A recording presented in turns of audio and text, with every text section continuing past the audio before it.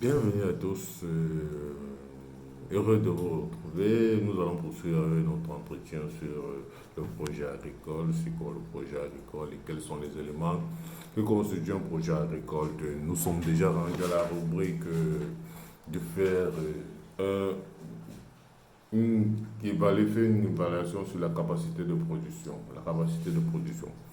Quelle quantité d'éléments peuvent produire ta parcelle, ton bâtiment et comment tu vas t'y prendre pour renouveler, pour entretenir cette production pour que le besoin ne se fait pas ressentir au sein de ta structure, au sein du marché, au sein des potentiels clients, au sein des clients même de- que tu t'auras fait.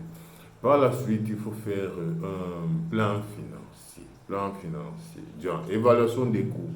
Qu'est-ce que je dois avoir, comment je dois avoir l'argent, comment je dois avoir les finances pour mettre sur pied mon projet et quelles seront les sorties, les entrées et faire un état, une charge de tout ça. Après, par la suite, il va falloir faire une évaluation.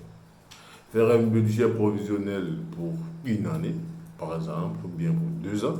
Faire un budget provisionnel pour 2 ans.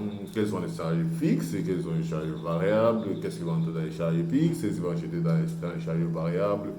Et en ce qui concerne les charges variables, quel sera le taux de renouvellement de cette charge, à quelle période et tout ça. Là, il s'agit de faire un budget prévisionnel sur 1 an, voire 2 ans. Après, on va faire une autre technique, parce que l'agriculture, c'est pas tout le monde qui est expert en l'intérêt, il faut faire une autre technique. Bon, généralement, c'est pas forcé, parce que bon, avec une autre technique, ça peut un peu vite aller. Faire une autre technique sommaire pour faire comprendre aux financiers ou bien au potentiel financier que bon voilà, on ne va pas vous raconter des conneries, voilà là on va, voilà ce qu'on va faire, voilà ce qu'on va appliquer et tout ça.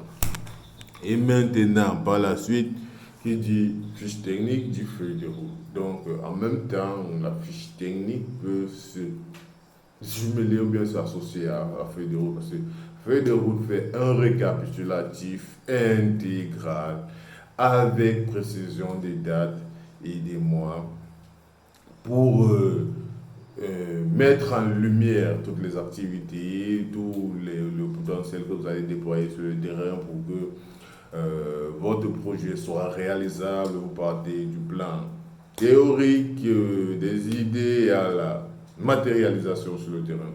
Et bon, oui, c'est comme ça que ça va aller. Voilà, de janvier à février, on aura telle activité. De février à mars, on aura telle activité, ainsi de suite, jusqu'à ce que le financier il y a un état d'esprit, voyage dans votre projet, essaye un peu de se visualiser en train de le matérialiser, en train de le remettre sur pied. C'est ça qui rend intéressant ce travail. C'est pour ça que l'agronomie, c'est la magie.